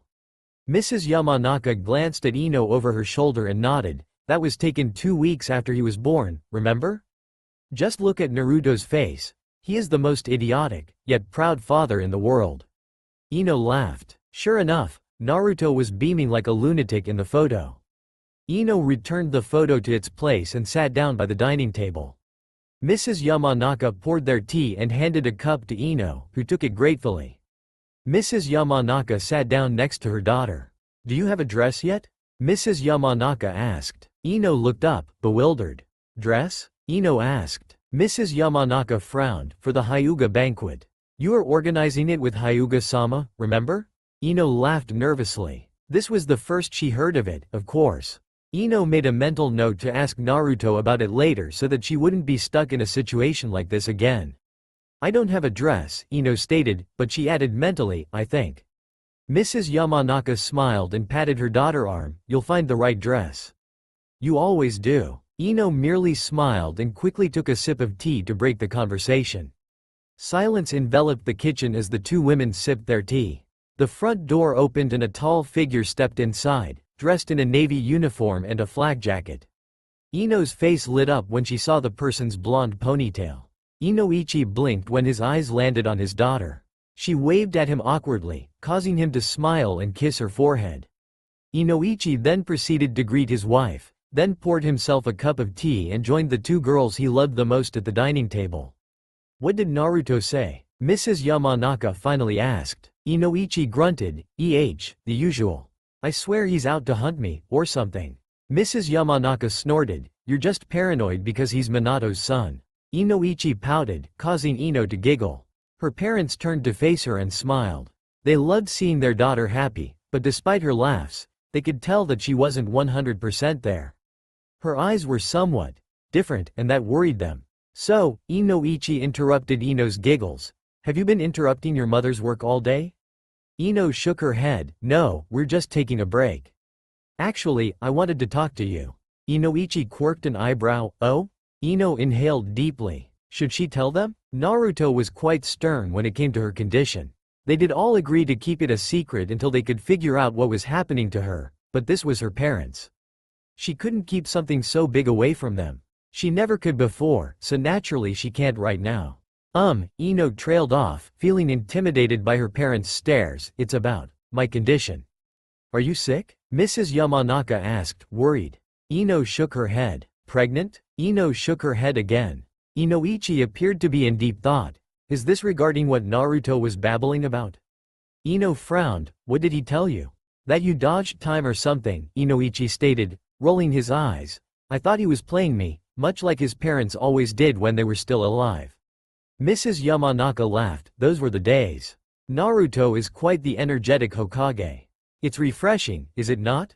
Inoichi nodded in agreement. Naruto was right, Ino stated, kind of. Her parents stared at her. Ino gulped and tried to piece everything together so that she could properly explain it to them. Finally she spoke. Minato, the teacher called out. A little boy with blonde hair and eyes as blue as the sky looked up from where he was playing in a sandpit at the woman who he called teacher during the day. She was a petite woman who always dressed modestly and wore a yellow apron. Home, Minato mumbled when he spotted his sister standing beside the teacher, her arms crossed and her brows knitted together. He could tell she was not in a good mood. That meant no candy on the way home. Itachi glanced at his friend, his onyx eyes wide in curiosity. Your sister is here, the teacher continued to call. Minato sighed and stood up, his blonde hair ruffled in the wind. He wiped his dirty hands on his shorts and then skipped to the lockers where he grabbed his backpack and then approached his sister. He looked up at her and smiled widely. Kagaya gazed at him, then her frown disappeared and she returned the smile. He took his sister's hand, waved goodbye to Itachi and his teacher and then allowed his sister to lead him out of the school. Minato looked up at his sister as they walked home. Where's Mama? Kagaya furrowed her brows again. She's busy, Minato. But she always picks me up. Minato objected. Kagaya sighed, memories of her parents sleeping in separate rooms flashing through her mind. I know, Minato, I'm sorry. Can't I be her temporary replacement? Minato pouted, but did not answer. Kagaya smiled at her brother sadly when she spotted his unhappy face. She hated seeing him like this, but what could she do? Kagaya pulled her fingers through her blonde hair and then spotted a familiar sign. She smiled. How about we get some ramen? Minato's face brightened. Really? Shikamaru didn't like smoking, but for the sake of stress he smoked. He popped a cigarette in his mouth and lit it and sat back, frustrated. He had searched endlessly for answers, but came up with nothing. Not one single entry has been entered into the Nara archives regarding time travel, which was expected, but still, he was annoyed. Now he will have to actually go through the village archives, which could take months. Life was incredibly troublesome. Shikamaru, Tamari walked out into the garden, her blonde hair hanging down on her shoulders, wet from her shower. He looked up and waved. Tamari rolled her eyes, poked his forehead and then sat down beside him. Find anything? Shikamaru let out a puff of smoke and sighed. Nope. Nothing. I'll request access to the archives tomorrow. Hopefully there's something in there. Tamari nodded. I've received a letter from Gaara, but he hasn't found anything yet either. Not surprising, it's only been a few days. Shikamaru agreed. Yeah. Listen, Tamari. You must not tell anyone about this. I won't, Tamari stated, not even Kankuro knows. Shikamaru nodded. Good. The two sat silently and watched the sunset. Shikamaru wrapped his arm around Tamari's shoulder and pulled her closer to him. She smiled and rested her head on his shoulder, closing her eyes and enjoying his warmth. Tamari, Shikamaru whispered. I went over our finances this morning, Shikamaru continued in a whisper, We have a stable amount of savings. Tamari laced her fingers with Shikamaru's and smiled, really? And what are we going to do with that money? Oh, I don't know, Shikamaru snorted, what do you want to do? Tamari chuckled. She knew exactly what she wanted to do. When Kagaya and Minato arrived home, things were awfully quiet and eerie. Naruto was sitting in the living room, his eyes fixated on a scroll. Before him stood a cold cup of coffee and several mint wrappers were scattered all over the floor. The room was dark, with only a oil lamp providing light for him to read. Where's Mama? Minato asked when he noticed his mother's absence. I don't know, son, Naruto replied without looking up from his work. Did you guys eat? Yes, Kagaya answered. Naruto nodded. He reached for his coffee and took a sip, pulled a face and abandoned the scroll and got up to make himself a new cup. He glanced at his daughter, who was staring at him with serious eyes, but he merely smiled and pushed past them. The front door opened and Ino stepped inside. The children turned to face her, their blue eyes curious and waiting. Ino pulled off her coat and placed it on the coat rack. She then proceeded to remove her shoes. She stretched her arms over her head.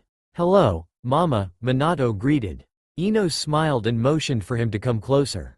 He did as told and yelped when his mother pulled him into an embrace. Minato blinked at the sudden emotion he felt radiate from his mother and wrapped his little arms around her neck. Ino looked up into Kaguya's eyes, beckoning for her to come closer. Kagaya was wary, but eventually gave in and the three embraced each other. Ino was grateful for her children. Despite only knowing them for a few days, she loved them to bits.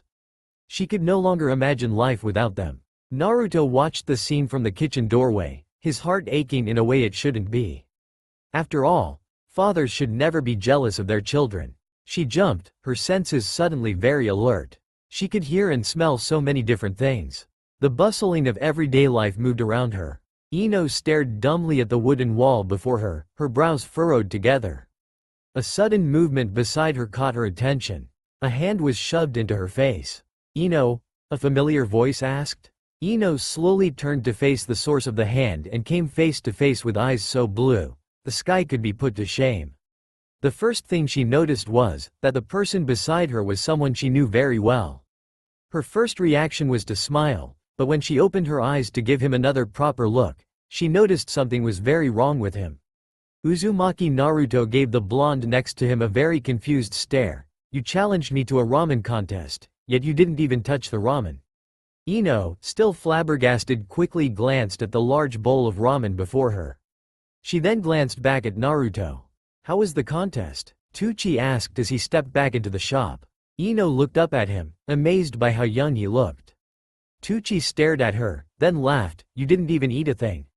Too much for you? Ino opened her mouth to say something, but decided against it. She narrowed her eyes dangerously and concentrated on Naruto's chakra.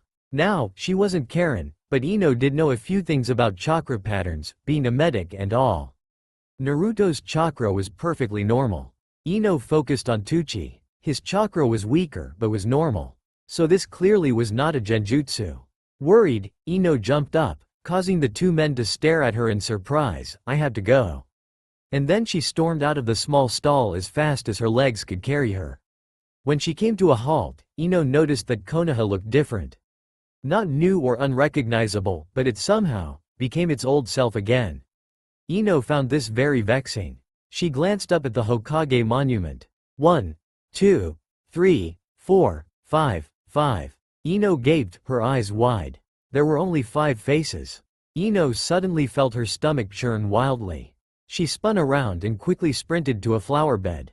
After puking her guts out, Ino collapsed on the ground in a heap. She lifted her hand and looked at them. No wrinkles, no blemishes. Her skin was silky smooth, like she was a teenager again. She touched her hair and gasped as she ran her fingers through the long locks. She had long hair. How did she not notice? She had hair practically covering her eye. Ino then looked down at herself. She was once again wearing the purple outfit she had loved as a teenager. Suddenly, the realization hit her. She obviously wasn't physically 37 anymore. Someone used the 5 dimensions to heaven. And whoever did it, knew how to use mind transfer jutsu. Ino thought about approaching Tsunade, who was Hokage at this time, but decided against it. She was still unsure of the circumstances and did not want to bring danger to Konoha when it clearly isn't needed right now. So, she will just have to continue on as if nothing happened. Ino sighed in frustration. 16 all over again. How wonderful. Ino mentally sighed. How she wished she knew the date, then she would be more aware of what schedule her 16-year-old self had for the day. She was with Naruto at Ichiraku before, so could it be the start of their courtship? Ino found this very annoying, for now she's back to square one with him. How fantastic. Ino, a voice asked, causing the poor, old woman to jump. She spun around, very alert, but relaxed when she met the lazy gaze of Shikamaru. Oh, Ino sighed, it's you. Don't scare me like that. Shikamaru quirked an eyebrow. Right, sorry. Weren't you feeling sick earlier? Ino stared. What do you mean? At training, you said you were sick, so you went home, Shikamaru pointed out. Ino frowned. She certainly didn't feel sick now. Then again, she did puke her guts out earlier. Maybe it's gastro? Ino shrugged and pulled her fingers through her hair. She still could not get over the fact that her long hair was back. Well, Shikamaru sighed, don't come crying to me when you get worse. Troublesome woman. Ino smiled weakly. Right, thanks. By the way, Shikamaru. What's the date? Shikamaru avenue her an odd look, but answered anyway, it's July the 10th. Why? Mental blank. Maybe I do still feel sick. Ino quickly covered up. Shikamaru didn't seem to believe her, but he didn't question her either. He merely shrugged, then excused himself. Ino stood by herself for a while, wondering what she could do now. She decided to go home. Ino stared at the alleyway in shock. Of course her house wasn't here anymore. Ino slapped her forehead, then sighed. She scanned her surroundings, amazed by how industrial the area of her future home was. She has already forgotten what it looked like before their home was built. Ino suddenly felt her heart clench. If her home doesn't exist, if she's 16, if she's not married, then that means Kagaya and Minato were never born. Not yet at least. Ino felt like crying. How could she possibly live without her children? Ino turned around and slumped her way through the streets. Her mind was not set on a certain location, but she only knew one place to go now. Her parents' home. That's clearly where she lives now. Her home stood on the same old spot it used to be before the war. It somehow made her homesick, despite the fact that technically she was home. She clutched the cold doorknob and stepped inside into the family shop. She was greeted by the fresh aroma of flowers. Ino smiled. At least this place was still somewhat the same. Her mother was stationed behind the counter, where she was organizing a variation of flowers. She looked up, her red hair tied up in a bun on her head and her eyes sparkling with happiness. Oh, Mrs. Yamanaka exclaimed, welcome home, Ino. How was training? Ino quickly said the first thing that entered her mind, great. Was it only Shikamaru and Choji? Or did you have another Junin help you? Mrs. Yamanaka asked. Ino frowned, not quite understanding what her mother meant. What other Junin? Asuma would have helped them, wouldn't he? Ino trailed off, just us. Better safe than sorry, she decided. Her mother smiled weakly, it must be so hard for you. Asuma's death affected all of you, after all. Ino's widened. Asuma was dead? She could not believe it. But just as quickly as the sadness wanted to take her, she realized that this was another dimension. An alternative universe to the one she came from. In her world Asuma might be alive, but here he was dead. What other surprises like these would she encounter? Ino shook her head. She wasn't going to encounter other surprises like them. She was going to find a way to undo the transfer and return herself and her other self to where they belong. After all, the jutsu might have a lot of negative side effects that she wasn't aware of yet. I'm tired. Ino quickly evaded further investigation. I'm going to bed. Mrs. Yamanaka looked worried, but nodded. All right, I'll call you for dinner. Ino nodded slowly and disappeared upstairs where she collapsed on her bed and closed her eyes. She might know the cause of this accident, but she did not know the source, the risks or the outcome. In fact, she wasn't even sure how to reverse it. Why did this happen? Was someone out there looking for trouble? If only Ino could warn Naruto. He would have known what to do, but now the Naruto she knows is far out of her reach. How she wished she could hold him once more. Ino closed the door behind her and glanced at the Hokage monument. The morning sun shone brightly. It was a beautiful day. Ino sighed. So she didn't experience a nightmare last night. She really did transfer into her younger self. There were still only 5 faces on the mountain. Naruto wasn't Hokage yet. Ino knew that she couldn't keep in the dark for too long. People will notice her personality change. She was 37 after all, a mature woman. She was married and had 2 children. She wasn't little Ino anymore. She had to tell someone. Someone with responsibility. Someone she could trust. Her only bet at this time would be Tsunade. Of course, she trusted Naruto above anyone else, but she highly doubted dense, 16-year-old Naruto would believe her. Tsunade it is. Tsunade was signing paperwork when she arrived at the Hokage office. Ino was welcomed inside warmly, but did not receive the bows that she got back home. Ino waited patiently for Tsunade to complete signing and look up. Tsunade finally did. So, Ino, what brings you here today? We have a problem, Ino stated, decided to try and get right down to the point. Tsunade frowned. What kind of problem? Well, Ino trailed off. The best way to describe this would be that I'm not Yamanaka Ino. Tsunade did not move. Ino knew she was taking a gamble. Tsunade could after all claim that she was an intruder and summon the Anbu. Ino hoped the Hokage would do something more sensible. What do you mean? I am Uzumaki Ino. Silence. The 2 blonde women stared at each other silently. The older woman's lips were pursed, while the younger woman's face was blank. The only noise that could be heard was the everyday movement of the village outside the window on the streets. The entire Hokage office was suddenly very quiet, like the entire building was waiting for an explanation. Excuse me? Tsunade finally asked, her facial expression turning into a snarl. Tsunade was not impressed with this joke. Ino, or this imposter, was taking things too far. Ino shifted her weight to her left foot and inhaled deeply. Technically speaking, I am Namikaze Ino, but Naruto decided to keep his mother's name.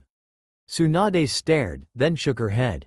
She opened her eyes. No, Ino was still standing there. How did you find out about Naruto's heritage? He told me? Ino half asked, half stated. She was annoyed by the old woman's slow response to this. Tsunade narrowed her eyes. That's impossible. Speaking of his heritage is forbidden. There is no way Naruto knows about his parents. Ino smirked. Not your Naruto, at least. Tsunade remained silent. Ino took this as her cue to speak. Where I come from, Naruto is 37. Tsunade was certain that either Ino has lost her mind, or she was an intruder. Tsunade quickly opened the top drawer of her desk and pressed the red button hidden underneath a stack of paperwork. The silent alarm should reach Anbu within seconds. Ino noticed Tsunade's movement and couldn't help but laugh to herself. She had a feeling this would happen. While they awaited the arrival of the Anbu, Ino pretended to be unaware of her future doom and checked out her fingernails. They were painted purple. How predictable. 2 Anbu appeared before Tsunade's desk. You called, Hokage-sama? Tsunade felt like punching the 2 for being so indiscreet. She nodded, then pointed to Ino, who was still pretending not to notice the situation she was in. The Anbu glanced at her, frowned, then looked back at their leader. How is she a threat? One of the Anbu asked. Tsunade's eyebrow twitched. She's speaking nonsense. Arrest her and call for Inoichi. The Anbu nodded. One grasped Ino's arm while the other disappeared. Ino did not make any movement against her captive. Tsunade was surprised that the blonde teenager wasn't putting up a fight. Ino allowed the Anbu to drag her out of the office and down to the interrogation department. Ino smiled in victory. At least her message will get through. Inoichi wished he could die. When he walked into the interrogation department and saw his daughter chained, he thought the world had to be ending. Ino? Inoichi asked, hesitantly. Ino stared at her father blankly, then smiled. Hi, Dad, Ino greeted happily, like she wasn't about to be groped in the mind by her own father. She didn't have anything to hide after all. Okay, maybe her life was something she should hide, but she didn't want to waste any energy on blocking her memories. She had to save as much energy as possible to reverse the jutsu that caused her and her other self to travel dimensions. What did you do? Inoichi demanded. Ino sighed. All I did was tell Tsunade that Naruto has a mother and a father. Honestly, is it that surprising? Inoichi stared at Ino. He stared some more, then turned to his coworker. This is not my daughter. My daughter would never speak like that to me. That's why we're interrogating her. His coworker half asked, half stated. Inoichi narrowed his eyes and turned back to Ino. Who are you? I'm Uzumaki Ino. Don't be stupid, Inoichi warned, suddenly very serious. There are almost no Uzumaki clan members left. Uzumaki Kushina had no relatives when she moved here, and Uzumaki Naruto is an orphan. And any children of Uzumaki Mito was born with the name Senju. Ino rolled her eyes. Ever occurred to you that one day Naruto would get married? Inoichi gawked. No? Ino asked. Well, surprise, surprise, he did. Inoichi was certain of it. This woman was not his daughter. He motioned for the team to move her to the interrogation room. It was time to study this imposter's mind. The team worked quickly, strapping Ino into the dome and then proceeding to their positions. Ino pretended to look bored, but truthfully she was enjoying her father's expressions. One minute he was confused, the next he was angry, then he was confused again. She shivered when Inoichi placed his palm on her forehead, and then the world went black. Inoichi had to admit, the woman had quite an impressive mind. He admired her brain for a while, then proceeded to work. He unrolled a scroll of memories and prepared himself for the worst. He was bombarded with the complete unexpected. What will you name her? Before him was an image of himself, along with whom he assumed was his daughter, but several years older. They were in hospital and a newborn infant was in his daughter's arms. His wife stood by his side. He stared at the scene in shock. This had to be a joke. This was a genjutsu. Kagaya. Her name is Kagaya, like the princess of the moon. Inoichi quickly zoomed away from that memory. Deciding that that was clearly a fluke, he moved on to a new one. Sasuke will come back, Naruto. It was his daughter again, but this time she looked 16. She was dressed in a purple kimono, standing next to Uzumaki Naruto, who was sitting in the rain, drenched. Ino held an umbrella over him to shield him away. Naruto looked up at her and smiled weakly. Inoichi was flabbergasted by the sheer chemistry that sparked between the two. Thanks, Ino. You're a great friend. Inoichi moved to the next memory, hoping to find something that clearly wasn't trying to play with his mind. What do you mean Neji is dead? Ino exclaimed this angrily to someone Inoichi could not see. His daughter still looked 16, but she was dressed in a navy uniform with a flak jacket. Her face and arms were covered with scratches and bruises. It was almost like she had just come out of battle. Her face was twisted in pure anger and sadness, and her blonde hair was dirty. A softer voice responded, "Dead means dead, Ino. We're at war, causalities are expected." Inoichi knew that voice. Shikamaru. It had to be him, or Shikaku. It was definitely one of the Nara men. But war? What war was he speaking of? What was going on? Hyuga Neji wasn't dead. He was certain of it. Inoichi narrowed his eyes. This woman was far more cunning than expected. What am I going to tell her? Inoichi noticed his daughter's tears as she asked the question. Silence passed, then finally she received a response. Tell her that Neji died a hero. It's the best you can do, Ino. Inoichi slipped out of Ino's mind with a puzzled expression on his face. He has been searching her mind for hours, but all her memories were so vivid, so unusual that he came to one conclusion. She wasn't his daughter, but at the same time she was. And? One of his co-workers asked. She means no harm, Inoichi pointed out. She loves Konoha very dearly. But, she is definitely not from our world. There are many memories that conflicts without history and time. It's almost like she, time traveled. That's impossible. His co-worker objected. Is it? Inoichi asked. So many jutsus have been developed, ones that we always thought would be impossible, yet it was achieved. Why is time travel not one of them? His co-worker thought for a while. It goes against human morals. How? Inoichi asked. Because she has seen what will happen. Because she will change the future by being here? How do we know that this happens? Perhaps fate has already been written in the past and future can never be changed. We can't take risks, though, his co-worker pointed out. Inoichi sighed. You're right. Keep an eye on her, I'll report to the Hokage. Ino was transferred back to the Hokage's office after she woke up. She was still chained, and kept under steady surveillance. She was placed on a chair, with several eyes watching her. She recognized plenty of faces, but when her eyes landed one pair of eyes, she felt anger build up. What is he doing here? Ino asked. Tsunade glanced at the person Ino was referring to, then back at Ino. Here to hear you speak. Ino glared at Tsunade. I refuse to talk with him here. Why? Tsunade asked. Because, Ino stated, I don't want him here. Is there something wrong with me? Naruto demanded. Ino glanced at him, her heart soaring. How she wished she could jump and pull him into a tight embrace, but she knew that he wasn't her Naruto. No, Ino whispered, this is confidential. It involves him, Tsunade pointed out. No, it doesn't, Ino stated, her eyes on Tsunade. Tsunade noticed the cold warning coming from the blonde. She has never seen Ino so frightening, it made even her, the Hokage, shiver. She sighed and turned to Naruto.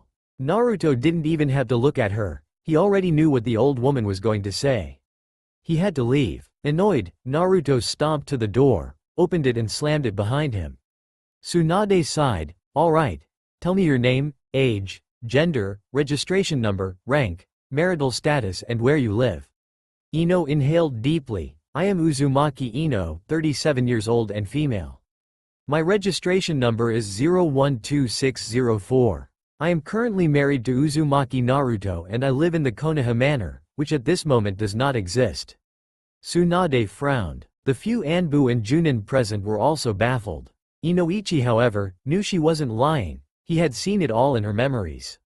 Of course, he wasn't sure as her memories were correct, but he had a feeling that she wasn't the type to lie. After all, she was most likely his daughter. Inoichi tells me you are from a different dimension, Tsunade pointed out. I believe so, Ino responded. How did this happen? Tsunade asked. Inoichi told me some of your memories were blocked off. Ino sighed. She didn't mean to block her memories, since she wanted to spare her energy, but she decided against it in the last minute. She had an image to uphold, her father seeing her make love to Naruto would just be weird. Of course, she hid a few other things deep within her mind too. I am a Yamanaka, Ino pointed out. Inoichi smirked. Smart girl. Tsunade didn't find this amusing. I cannot free you until you have proven this. You must unblock your memories. No, Ino declined without even thinking. I hid them for a reason, not just to keep them away from you. It's dangerous. How? Inoichi asked. I cannot tell you, Ino stated, but I can assure you, I will reverse this. I will get the real Ino back and then return to my world.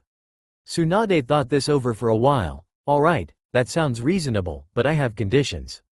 Ino sighed, she also knew this was coming. 1. Tsunade started, you will be under surveillance. 2. You are not allowed any missions until we can trust you. 3. No one must know of this.